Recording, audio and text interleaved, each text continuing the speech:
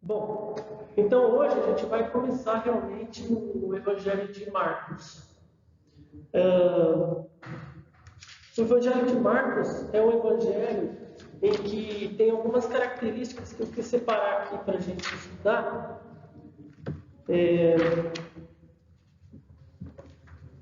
E ele tem uma característica assim que, como eu já tinha falado, é um evangelho para quem tem pressa. Porque é claramente uma narrativa com uma velocidade acelerada. Então, se a gente pega, assim, por exemplo, até compartilhei no grupo do Telegram, uma devocional do Evangelho de Marcos, que segue exatamente as aulas que a gente está estudando. Então, você pega lá a devocional, a aula de hoje, que vai ser hoje e próximo domingo, que não tem como fazer agora um assunto só em uma aula no domingo, porque o tempo é muito curto, senão a gente vai sair daqui todo domingo, meio-dia. Então, esse trânsito, né, de ficar indo para lá, indo para cá, acaba atrasando um pouco. E então o grupo do Telegram, por exemplo, o canal do Telegram, dá para aumentar um pouco a produtividade da aula. O Evangelho de Marcos, ele tem dois propósitos. Ele tem dois aspectos, é como se fosse uma perspectiva. Duas perspectivas. Uma, que é a primeira parte, que é a identidade de Jesus. Então a gente vai perceber durante essas aulas que a primeira parte que será esse ano, esse segundo semestre, vai ser muito focado em quem é Jesus. É por isso que a primeira aula de introdução a gente pegou assim o tema: quem Jesus diz que ele é. E aí agora a gente vai verificar isso mais especificamente no Evangelho de Marcos. A aula de hoje é a primeira aqui do nosso programa de aulas, a dança. A dança é um termo que foi colocado por C.S. Lewis no livro Cristianismo Puro e Simples. E aí isso se tornou muito. Alves Platinga fala também a respeito da Trindade ser uma dança. O Eugene Peterson, ele também pega essa figura, essa alegoria que C.S. Lewis fala a respeito da Trindade como uma dança. O Tim Keller também fala sobre essa alegoria de C.S. Lewis. Então é assim, C.S. Lewis acertou em cheio, pelo jeito. É uma figura, assim, uma metáfora da Trindade. Porque Como curiosidade, eu vou escrever. isso. O Spru ele fala, há muito tempo atrás a gente fez uma sala só de princípios da fé cristã. E eu usei uma série de estudos do Spru. E aí ele fala que um dos grandes erros da escola bíblica assim, para criança é falar assim, que a alegoria do gelo, da água, da Trindade. Que assim, a água é sempre a mesma substância, mas uma hora ela está em forma de gelo, uma hora está líquida, outra hora está gasosa. Não é isso. E acaba fazendo com que na cabeça das crianças fale que a Trindade é assim, uma hora Deus é Jesus, uma hora Deus é. E aí essa visão do C.S. Lewis é exatamente bem de encontro, assim. Porque assim, não é que uma hora Deus é Jesus, uma hora Deus é Deus e uma hora Deus é o Espírito Santo. Os três são Deus ao mesmo tempo. Só pega um se perde. Não. Então vocês vão perceber na aula de hoje isso daí. Que é como se fosse uma dança. Em que todos estão de uma forma dinâmica se movendo. Todos estão como se fosse dançando. E você entra no meio dessa dança. Então, a aula de hoje, o título da aula de hoje é a dança. Ela não vai se encerrar hoje, porque a gente vai falar um pouquinho do início do Evangelho de Marcos, mas ela vai dar a ponte para a próxima aula, para o próximo domingo. Então vai deixar aquela vontade de querer ver o resto. Bom, o Evangelho de Marcos. Hã? Eu só perguntar como você tem acento. O Evangelho de Marcos. O propósito, foi como eu tinha falado, o propósito dessa série que eu estou falando a respeito de Jesus e escolher exatamente o Evangelho de Marcos para a gente estudar, é porque a gente se concentra principalmente nas palavras de Jesus e nos atos de Jesus. Então, assim, o Evangelho de Marcos é um tipo de evangelho que está focado na ação de Jesus. Ele é um evangelho que está focado assim, Deus agindo. Então, Jesus age. Então, ele vai ao encontro dos acontecimentos. Quando ele vai ao encontro dos acontecimentos, ele ainda ensina. Então, é um evangelho que é focado nas palavras de Jesus e nos atos de Jesus. E esse é o propósito dessa série. Quando eu escolhi fazer essa série assim, na Trindade, que foi no primeiro semestre Deus Pai, então veio Deus Pai, Deus Filho, Deus Espírito Santo. E aí, quando chegou a hora de falar sobre Jesus, o meu foco era falar assim, olha, vamos ver quem Jesus diz que ele é e o que ele faz. Eu até falei para a Edna, né? Foi essa semana que eu falei? A respeito do quem é Deus. Foi para você? Essa semana? Que assim, quando a gente não conhece verdadeiramente quem é o nosso Deus, a gente é inundado pelo medo. Então, ter medo até certo ponto é uma questão de sobrevivência, mas quando o medo ele se torna algo maior do que o nosso Deus, então é porque nós realmente não conhecemos quem é o nosso Deus. Então, nesses momentos de pavor, de ansiedade exacerbada, é um sintoma de um problema, não é como se fosse, como diz o médico, labirintite não é a doença. O labirintite é o sintoma de uma doença. A gente tem que entender qual é a doença. E a mesma coisa, quando o medo, a ansiedade, tudo em exagero, é porque, na verdade, isso daí são sintomas de uma doença. E a verdadeira doença é a falta de conhecimento de quem é Deus. Então, por mais que a gente fique estudando a palavra em casa e tal, não sei o que lá, Deus colocou a igreja para a gente ter um lugar para realmente estudar, olhar para a palavra e ter conhecimento de quem é Deus, através das outras pessoas. Então, eu até ia falar, mas quem foi Marcos? Você falou assim,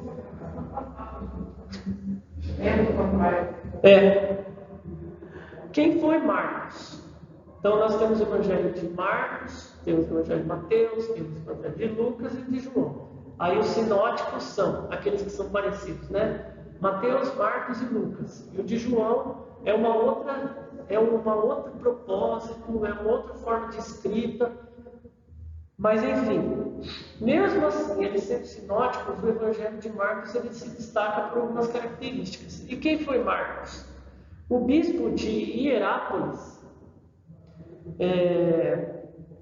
esse bispo, por volta, assim, o relato mais recente, mais antigo a respeito desse bispo é do ano 180 depois de Cristo. E esse bispo, ele foi um dos poucos da igreja primitiva, da igreja pós-último apóstolo, que foi o que conheceu uma das pessoas que andou com Jesus, que foi João. Então esse bispo, ele conheceu João. Então a afirmação que eu vou falar agora a respeito do que ele diz a respeito de Marcos é muito importante porque ele andou com o último apóstolo vivo. Então, E o que ele diz? Que Marcos atuou como secretário de Pedro.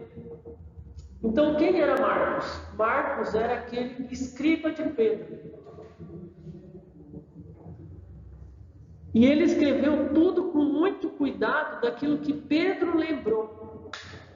Então, o que Pedro contou para ele, ele escreveu no Evangelho, com muito cuidado.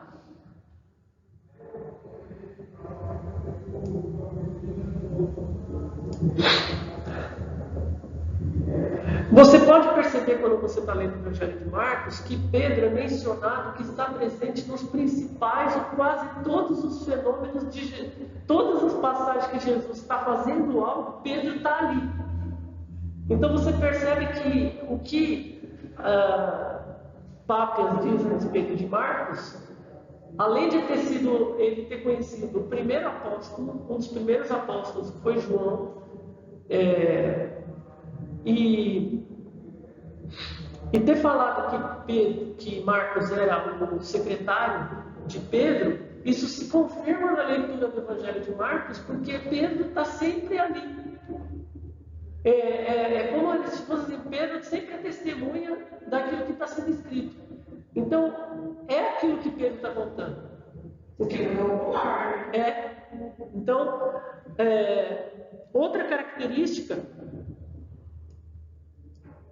Olha, você falou o que eu tinha escrito aqui. É a testemunha ocular, contando para Marcos o Evangelho.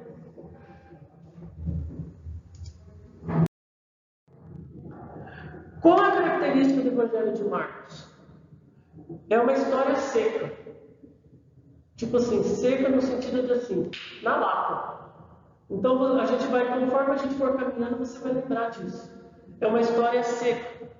É uma história que é escrita no presente. Então é como se a pessoa estivesse do lado dos apóstolos escrevendo tudo o que está acontecendo, enquanto está acontecendo. Então, os verbos estão no presente.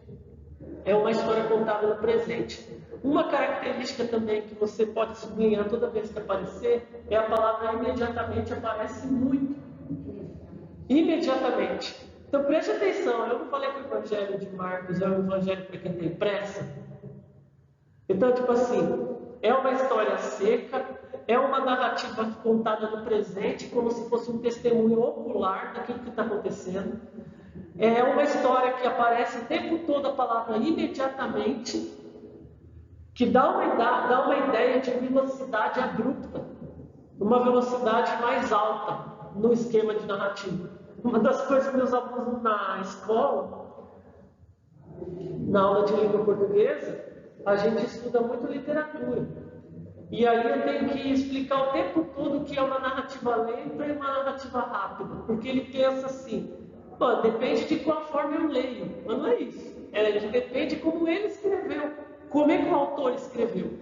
O autor escreveu de uma forma assim, frases curtas, verbos que indicam uma ação, não se apega a muita descrição do espaço, se apega mais à ação do que ele está à ação dos personagens. E aí o aluno começa a entender, tipo, isso daqui que é uma narrativa mais rápida, é uma narrativa que, tipo assim, não fica se apegando a detalhes. E isso é uma das características de Marcos. O que ele quer mostrar falando desse jeito, no presente, imediatamente? Ele está mostrando no Evangelho que Jesus fala com você na hora que você está lendo. Então ele quer mostrar que o mesmo Jesus fala conosco nos dias de hoje. Então você está lendo e Jesus está falando com você. Não é algo que aconteceu no passado, é algo que está acontecendo enquanto você está lendo.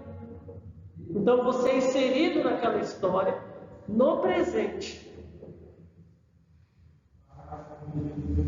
Outra coisa que ele quer mostrar com isso: o presente está acontecendo e Deus entra no presente. Então é como se ele fosse assim, um rompimento da história. A história está acontecendo na sua normalidade. Eu lembro até no The Chosen que Eu acho que ele está conversando com Mateus ou com Pedro, Jesus. E aí ele fala assim: o que você quer que eu fale? Ah, vocês estão indo muito bem, continue assim. É assim que você quer que eu fale? O personagem de Jesus de 11, né? E é uma das coisas assim que, não está indo tudo bem.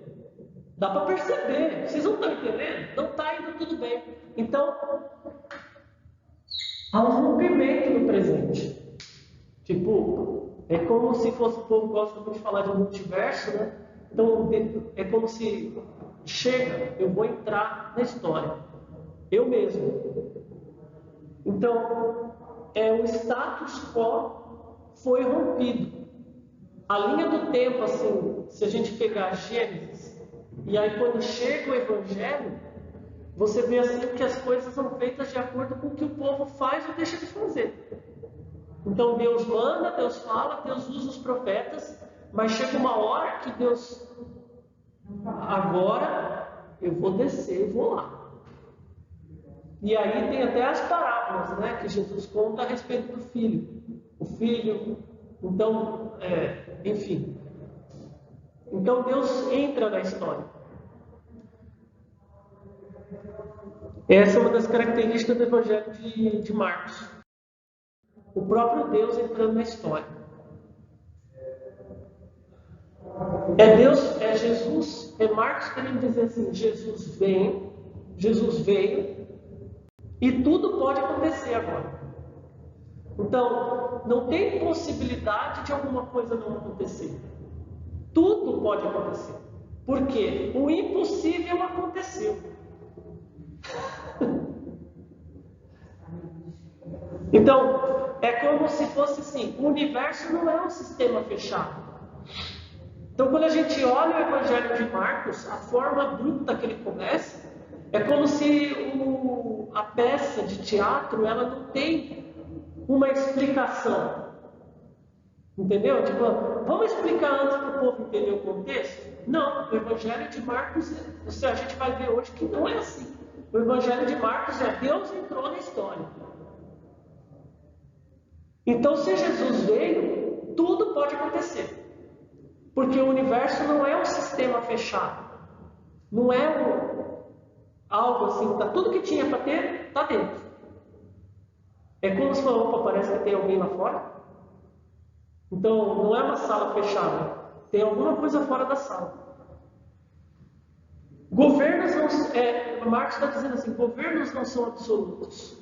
Tradições não dão uma última palavra. Você entendeu? Se você perceber assim a narrativa de Marcos, você vai ver assim Jesus assim chutando a porta. Quem falou que não pode colher coisa no sábado? Você quer deixar os meus filhos morrerem porque eles não podem colher milho na hora enquanto estão com fome? Repete para mim, tradições. Repete tradições. A tradição não tem a última palavra. Então, Jesus diz: o sábado foi feito por causa do homem, e não o homem por causa do sábado. Então, isso está em Marcos. Então, você percebe que Jesus, ele é a última palavra. Se ele falou, é o rei. Se ele falou, está falando. Então, e isso vai pegando assim, o tempo todo vai pegando os hipócritas fariseus no contrapé. O pessoal recolhendo, entendeu? Enquanto está no caminho, porque estão com fome. Mas calma, não pode fazer isso sábado. Ele vai lá e cura no sábado. Então a tradição não tem a última palavra. O rei entrou na história. Jesus, como homem de ação, é apresentado no Evangelho de Marcos. Ele move-se em direção aos acontecimentos. Percebam, lendo o Evangelho de Marcos, é por isso que eu coloquei no Telegram para a gente fazer aquela devocional de Marcos, porque assim, é muito mais envolvente algo. Então você percebe assim, Jesus dando ordem: vamos sair daqui e vamos para outra cidade. Então assim, ele não é levado pelas circunstâncias, ele faz as circunstâncias acontecerem. Então ele se coloca numa situação de ir curar. Então, nossa, tem uma aula que fala sobre a espera, sobre a cura da filha de Jairo. Gente, essa aula assim vai ser muito boa. Porque, tá dando spoiler, porque, não, eu estou dizendo pelo fato de ver. Não. A aula é assim, Jesus está indo em direção à filha de Jairo. Então, e durante esse caminho ele para por causa da cura da mulher com hemorragia. Então, e o povo está assim, durante toda essa circunstância, preocupado, porque a menina morreu. E Jesus ele está indo em direção à menina. Então, se acalme, eu estou indo lá. Então, nossa, deu um bicho. Hã? Mas eu também. É. Chegar lá vai ficar. Eu vou chorar. Então, outra situação é que há pouco ensino de Jesus. Então, Jesus aqui é tão dinâmico que o ensino dele vem a partir das suas ações. Então, não é uma coisa mais teórica, é algo mais prático. É Jesus em ação. E aí que está o negócio. Jesus que nos mostra quem ele é e como ele age. O rei agindo. E aí o Marcos deixa uma pergunta, tipo uma ordem de Jesus intrínseca. Decida-se. E aí, que lado do muro você vai estar? Com o Evangelho de Marcos, uma coisa que fica bem clara é assim: ou você está de um lado do muro, ou você está do outro. Não tem essa de ficar em cima do muro. O muro já é do outro lado. Quando a gente foi para a Alemanha, tinha o Muro de Berlim. E o Muro de Berlim não foi feito pelo lado capitalista, pela Alemanha Ocidental. O Muro de Berlim foi feito pela Alemanha Oriental, porque quem não queria que o povo fugisse não era a Alemanha Ocidental capitalista, mas sim a Alemanha Oriental comunista. Então quem matava, caso alguém tentasse fugir, ninguém queria fugir do lado capitalista para o lado comunista. Era o contrário. Então o muro era do lado comunista. Quem construiu o muro foi o lado comunista. Porque era eles que desde o início não queriam que o povo fugisse da Alemanha Oriental. E a mesma situação aqui em Marcos. O muro é do diabo. Se você está no muro, você não está de Jesus. Você não se decide. Quer dizer, aqui ele já fala: se você não afirma que Jesus é o Filho de Deus, então você não está do lado de Jesus. Você está, mesmo que você esteja em cima do muro, você está do lado do anticristo. É muito claro isso daí em Marcos. Ou é por Cristo, ou é do anticristo.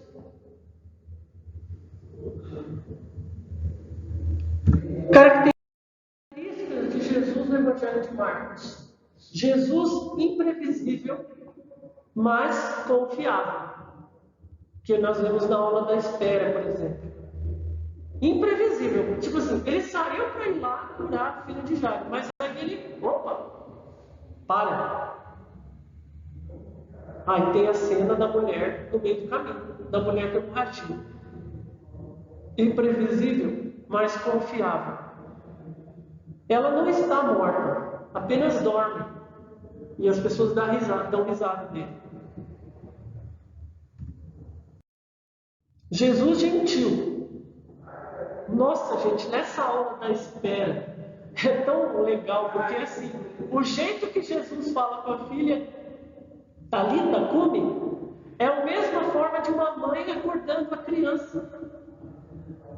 O jeito de falar Talita, que é menina, né? É como se fosse assim: meu amorzinho, levanta, como se estivesse acordando ela.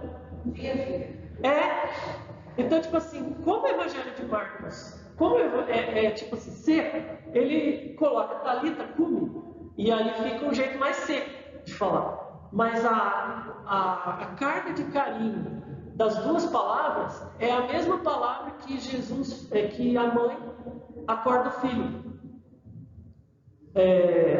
Não o Capitão Nascimento acordando o cara lá, né?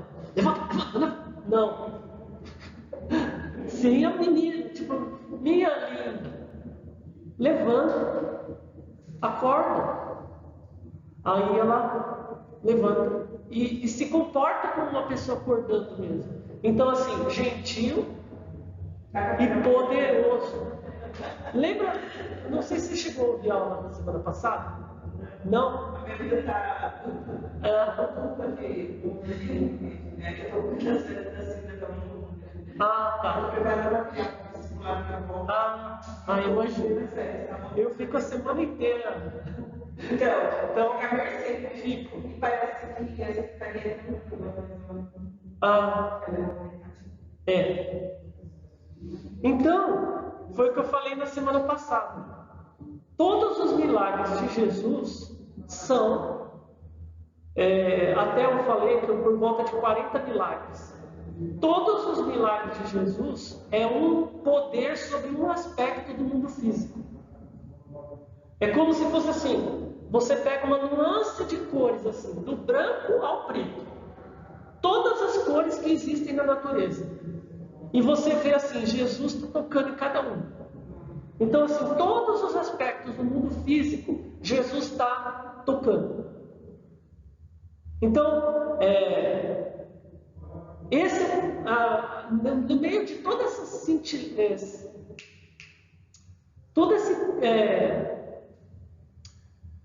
essa forma gentil de falar com ela, no meio de toda esse carinho, assim, né? Essa sutileza, o poder de trazer alguém da morte para a vida, no meio de toda essa delicadeza, essa sutileza de falar para a menina, meu amor, levanta e acorda. Acorda e levanta. Entendeu? E assim, o poder do toque. O toque de Jesus, assim, de trazer da morte para a vida. Foi o que eu falei na última aula também a respeito da morte. A morte, o pecado trouxe a morte. O pecado trouxe a morte. Não era para ser assim. É por isso que a morte dói tanto. Entendeu? A morte dói muito. Nós, assim, temos uma visão em relação à morte. Até, eu acho que a Madre Teresa de Calcutá, que ela diz assim, se você não sente a dor que o seu irmão está sentindo em relação à sua dor, em relação à sua perda, então o doente não é aquela pessoa, o doente é você. Então, e eu falei também sobre uma passagem do filme O Hobbit, em que uma elfa, ela é apaixonada, ela ama um anão, e o anão morre. E aí o rei elfo, ele duvida que essa elfa ame o anão, porque como assim? Um elfo? Porque o elfo, ele se acha superior, e realmente é. Então ele olha para os anões assim com um certo desprezo. E ele fala assim, imagina, você não ama, você pensa que ama. E quando o anão morre, e ela está com ele no colo, assim, com o corpo dele no colo, e aí ela falou assim, se isso é amar, eu não quero mais amar, tira isso de mim, está doendo muito. Porque a morte fez ele doer muito. E aí o rei fala assim, então você realmente amava ele. Então, por causa dessa questão de a morte não era para existir, mas por causa do pecado, a morte entrou no nosso mundo. E isso dói. Não dá para olhar para uma pessoa morrendo e você ficar indiferente. Então, e aí Jesus, com um toque, com uma palavra, no meio de toda essa delicadeza, toda essa sutileza, puxa a menina da morte e põe ela de pé. Então, ele é gentil, mas ele também é poderoso. E uma das coisas que a gente muito confunde hoje em dia que uma pessoa gentil pode ser fraca. Ela fala manso, não é muito altiva e assim é ligada à fraqueza. E Jesus ele veio mostrar que isso não é real. Nossa, a gente vê assim, Jesus com autoridade de colocar os fariseus no seu devido lugar. Os religiosos, hipócritas, no seu devido lugar, com autoridade, mas ao mesmo tempo humilde.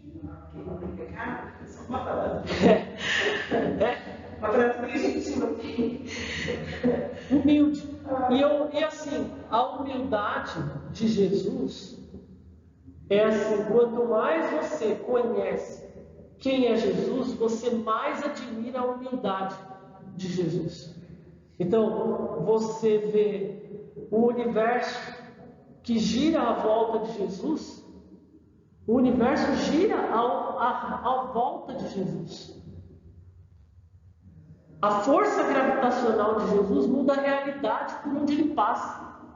E ao mesmo tempo, humilde ao ponto de lavar os pés dos apóstolos, de servir na Santa Ceia.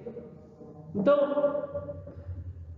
outra coisa, se confunde autoridade com falta de humildade. Nós estamos realmente perdidos nos significados das palavras no século XXI. Na última aula a gente falou do esvaziamento da palavra ódio e amor.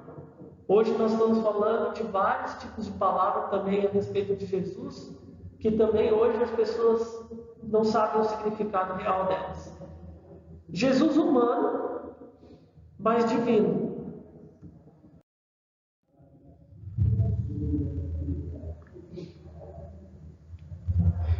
E aí mostra o significado, assim, a principal característica, o significado da vida de Jesus em relação à nossa vida. Então, olha só como esse evangelho é rico. Então, o propósito dele, todos esses propósitos que eu falei, e aí para finalizar, o significado da vida de Jesus em relação ao significado da nossa vida. Então, quando a gente está lendo o Evangelho de Jesus, nós estamos no Evangelho de Marcos, nós estamos olhando a vida de Jesus e que isso impacta na nossa vida. O que isso pode trazer de impacto para a nossa vida?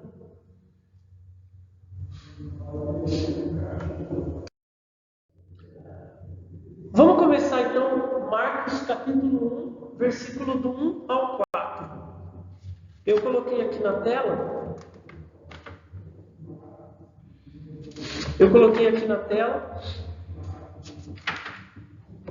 Se quiserem acompanhar na tela ou na sua Bíblia.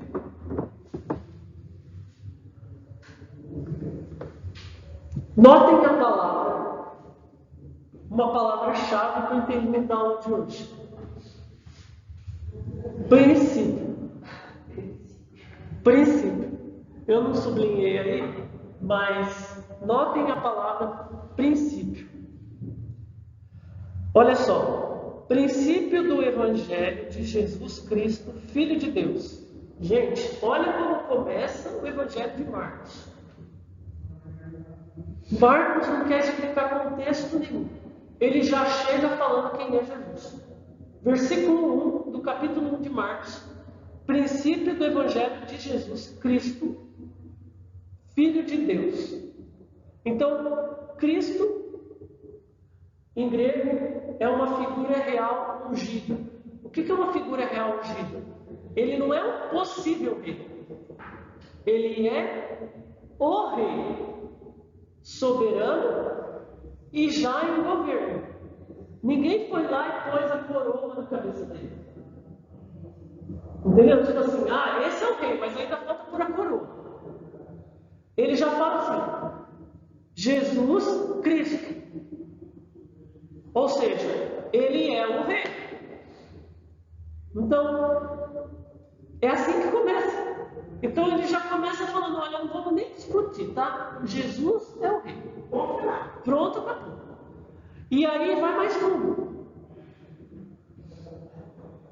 Outra figura, o que quer dizer Cristo? Do grego, é o que eles entendiam para os judeus, chamado de Cristo em grego, é o que os judeus acreditavam que era o Messias. Então é como se ele começasse assim: princípio do Evangelho de Jesus, o Messias. Tá bom? Então não se discute. Se você vai começar a ler agora, eu já estou dizendo quem é Jesus. Ele é o Messias. É aquele que veio para salvar Israel. Então, não é um rei, é o rei.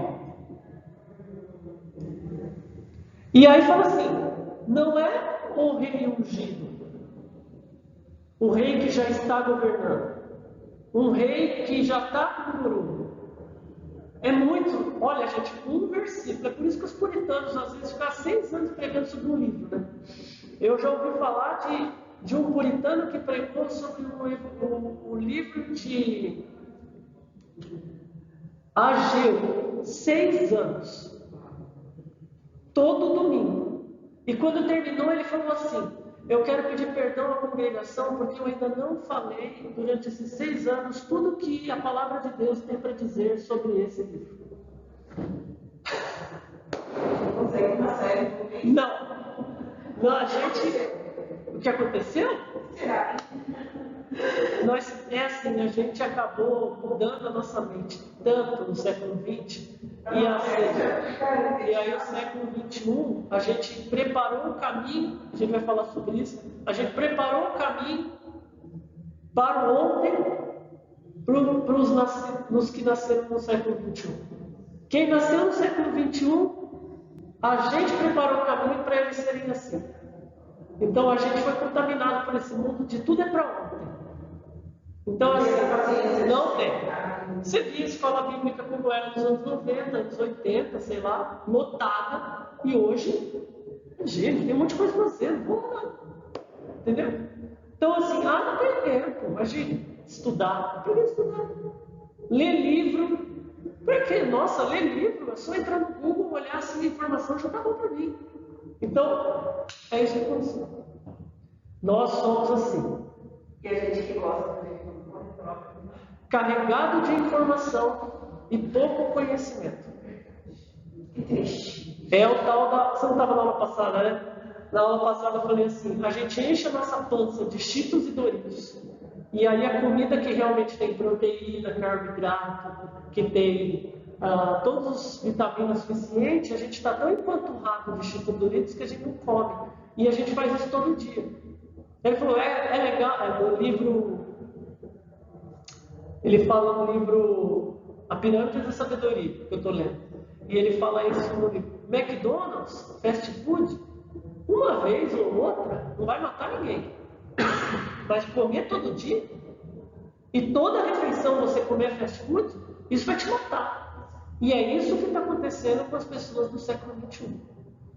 Ninguém tem paciência para ler um livro, ninguém tem paciência para uma aula longa, entendeu? Então, ninguém tem paciência para nada. Então, tem vários aspectos. Tem outro tipo chamado assim, o efeito Netflix. A pessoa vem na igreja, 2 sermões, não está do gosto, vai para outro. Entendeu? Não tem nenhum tipo de compromisso com a comunidade que está.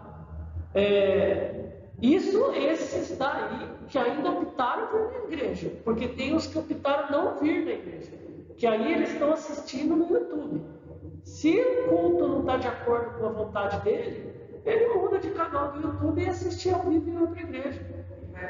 Então, a mente dele está mudada. O cérebro dessas pessoas mudou. Adianta falar? Não adianta. Infelizmente, as pessoas vão ter que aprender isso conforme os obstáculos que elas vão passar daqui para frente. Mas não tem o que fazer. Voltando aqui, ele continua. O Filho de Deus. Então, assim, ele não é apenas, se dá para falar apenas, o Filho. Ele não é apenas um rei, o Messias, o que já não é apenas. mas ele ainda dobra a aposta. Ele diz assim: Filho de Deus. É como se ele estivesse aumentando o volume do que ele está falando.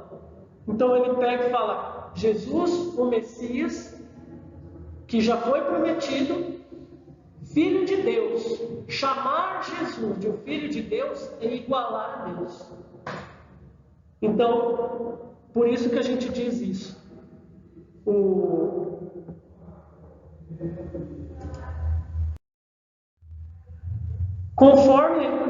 Conforme está escrito na profecia de Isaías: Eis aí, envio diante da tua face o meu mensageiro, o qual preparará o teu caminho, voz do que clama no deserto. Então, é gradativo, é uma figura de linguagem chamada-se gradação. Jesus Cristo. Jesus Cristo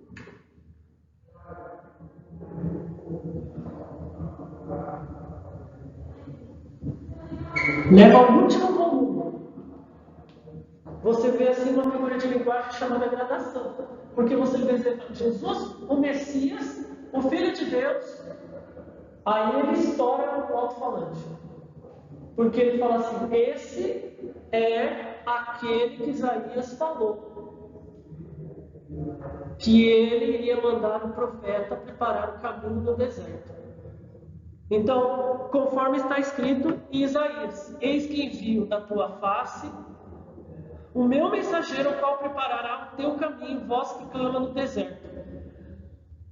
João Batista é um cumprimento ele está dizendo assim: João Batista, que você vê aí batizando o pessoal e tal, do jeito que vocês estão vendo, se alimentando no deserto, né? Mel silvestre, gafanhoto, como diz aquele sujeito esquisito que fica lá, ele é cumprimento da profecia de Isaías. Em Malaquias 3:1, Isaías 40, versículo 3, e Malaquias 3:1. Ele é o cumprimento daquelas profecias. João Batista é o cumprimento da profecia, voz que clama no deserto. E é por isso que Jesus diz sobre João Batista: não houve maior do que João Batista. Porque ele foi o último profeta a ver as profecias que vinham desde Gênesis a respeito do Filho do Homem que iria vir.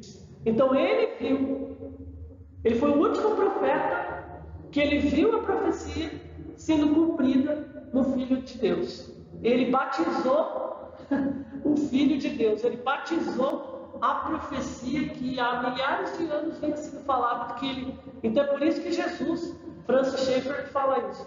Jesus fala de João Batista: não houve maior homem nascido de mulher do que João Batista. O Senhor Todo-Poderoso viria para salvar Israel. E Jesus é o Senhor da profecia. Jesus e o Senhor, com essa profecia aqui sendo cumprida, quando Marcos fala isso, ele está dizendo assim: o Senhor e Jesus são a mesma pessoa. Esse é o cumprimento da profecia. Então ele está dizendo, é como se fosse essa gradação mesmo. Ele aumentou tanto o volume que ele estourou o alto-falante. Então ele está falando a respeito que Jesus e o Senhor, conforme a Escritura estava dizendo, são o mesmo. Preparai o caminho do Senhor, endireitai as veredas. Apareceu João Batista no deserto, pregando batismo de arrependimento para a remissão dos pecados. Marcos insere mais profundamente na história de Israel. Então, o que Marcos está fazendo é dizendo que ele está colocando Jesus no DNA da história de Israel. Ele está colocando assim, Jesus, assim, ele está enfiando a mão lá dentro do corpo da história de Israel e está falando: esse aqui que João Batista está dizendo é Jesus. É esse aí. Então, quando os judeus leem esse evangelho, eles, é como se fosse assim, faltava só essa peça no DNA aqui da história de Israel. Quando essa peça é colocada, quando esse ponto é colocado, que Jesus é o Messias e é o cumprimento da profecia de Isaías, o corpo começa a funcionar automaticamente. Tipo assim, faz sentido. É isso aí. Jesus é o Messias. Profecia se cumpriu. Isso. O que o cristianismo diz não é algo novo. Isso que Marcos está mostrando e o que a gente tem que entender. Não foram os cristãos que inventaram isso. Isso daí já é algo que estava sendo esperado. E quando Jesus vem e coloca seu ministério em prática lá, não foi os cristãos que inventaram essa história. Era uma história que já estava sendo prometida há milhares de anos. Desde o Gênesis, Jesus já é profetizado. Jesus é o cumprimento dos anseios e profecias da Bíblia. Então, quando a pessoa despreza o Antigo Testamento, ela está desprezando a profecia a respeito do Messias. Então, quando ela olha para o Antigo Testamento e diz assim, eu não gosto do Deus do Antigo Testamento, muito violento, prefiro ler o que Jesus disse. Então, você está abrindo mão das profecias a respeito do Filho de Deus. Você está falando, o que eles falaram de Jesus não é muito importante. Aquele que virá governar e restaurar o universo. É isso que Marcos está apresentando nesse versículo. Aquele que virá para restaurar o universo.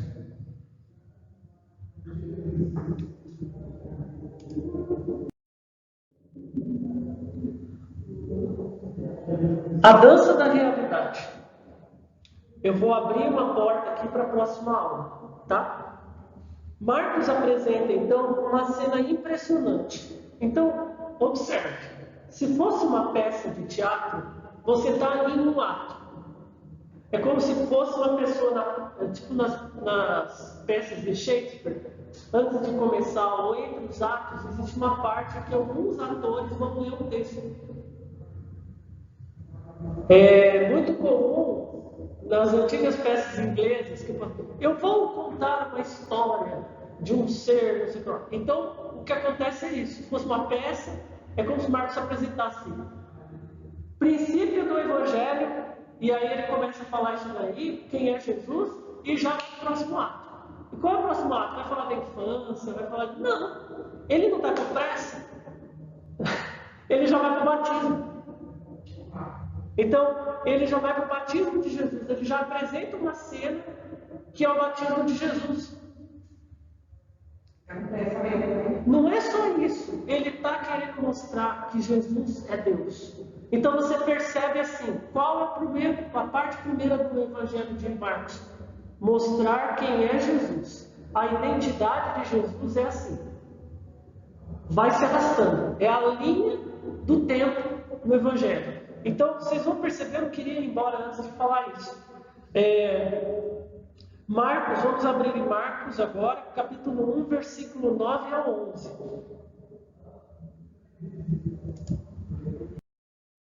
E aconteceu naqueles dias que Jesus, tendo ido a Nazaré, olha aí, perceba aquela característica, Jesus indo, a ação de Jesus, tendo ido de Nazaré, da Galileia, foi batizado por João no Jordão.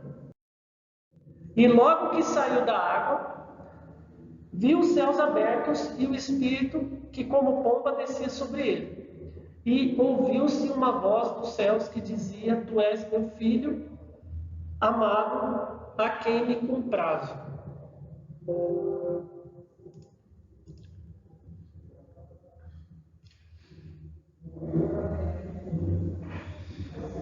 O Espírito Santo aqui é retratado como uma pomba. Olha que coisa interessante. Na época de Marcos, A gente hoje já é bem vivenciado com a visão do Espírito Santo como uma pomba. Então, mas na época de Marcos era algo raro. Mas tem um detalhe: existem alguns escritos que eram traduzidos do hebraico para o aramaico pelos rabinos, para os judeus da época de Jesus lerem. O nome desses escritos são os Targums. Se você quiser, você pode procurar na internet, eles estão aí. Targums. E a única vez em que aparece essa palavra aqui, essa visão do Espírito Santo como uma pomba, é em Gênesis 1:2, em que quando fala que o Espírito Santo pairava sobre as águas. E aí, o que é a palavra hebraica ou aramaica que significa parar? É o mesmo verbo que significa bater asas. E aí, continuando, significa que o Espírito Santo sobrevoava sobre as águas. Então, e os rabinos traduziram assim.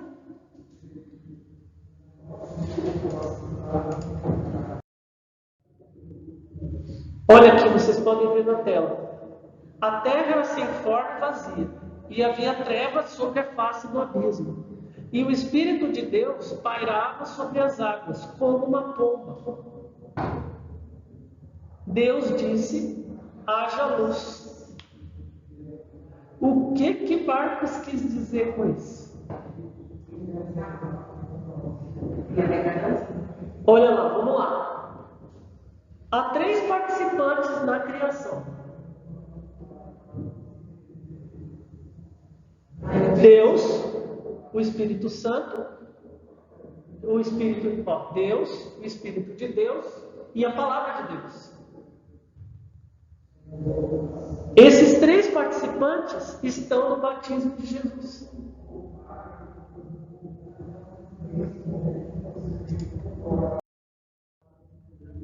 O Pai, a voz. O Filho, a palavra. O Espírito, a pomba. Marcos está nos levando de volta à criação, ao início da história. Marcos está dizendo que a criação foi um projeto do Deus triuno. Então, o Deus triuno estava na criação. A criação se fez por obra do Deus triuno. Deus Pai, Deus Filho, Deus Espírito Santo.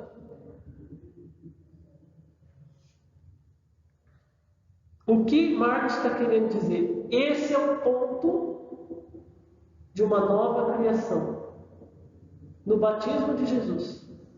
Então, a salvação e a restauração também é um projeto do Deus triuno. Esse é o retrato do batismo de Jesus.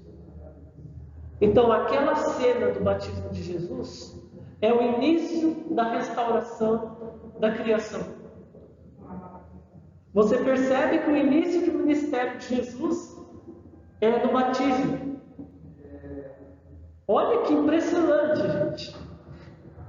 É por isso que Marcos usa essa figura. Desceu sobre Jesus como uma pomba.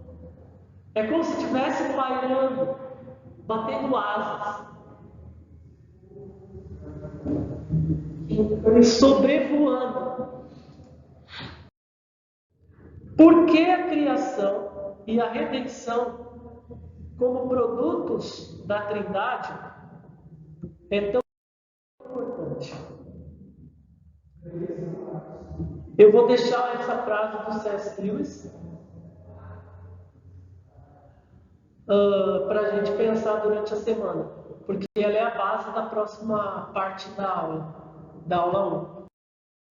No cristianismo, Deus não é algo estático, mas uma atividade pulsante e dinâmica.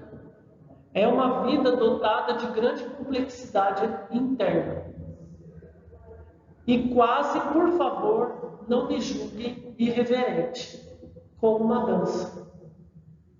Então você vê essa dança na criação, você vê essa dança no batismo de Jesus. E aí a gente vai, conforme a gente vai dando os passos até o fim da aula que vem, do domingo que vem, a gente vai perceber que nós entramos nessa dança. Então a vida cristã não é uma vida estática. A vida cristã é uma vida dinâmica. A vida cristã é como se você estivesse participando de uma dança com a Trindade. Você é inserido na Trindade, não que nós somos deuses, de jeito nenhum. Mas o que ele fala aqui é que Deus quer que nós participemos disso. E Deus vai lá e nos pega e puxa para dentro dessa dinâmica do Espírito, nessa dinâmica do Filho, nessa dinâmica do Pai. Se você olhar para Deus no Monte Sinai, sem a perspectiva de quem é Jesus, nós vamos ter uma visão muito deturpada de quem é Deus. Eu percebi isso daí quando a gente estava estudando o início lá, quando a gente estava na aula 2, quando a gente começou Deus no monte. Então você vê aquele Deus todo-poderoso se manifestando no monte, trazendo temor e tal. Se você para ali a história, realmente é aterrorizante. Até o nome da... Meu pai me perguntou, nossa, mas o nome da aula é o Deus aterrador mesmo? Aí eu falei, é que a história está no início. Tem mais. E é mesmo aí que está o negócio. Se a gente olhar para o Senhor do Monte Sinai, somente Ele, nós vamos ter a mesma visão que os fariseus têm de Deus. Mas o que é necessário para encontrar a Deus? Quem vê a mim, vê o Pai. Então, olhando para Jesus, nós vemos assim realmente quem é o Pai. Continua na próxima aula.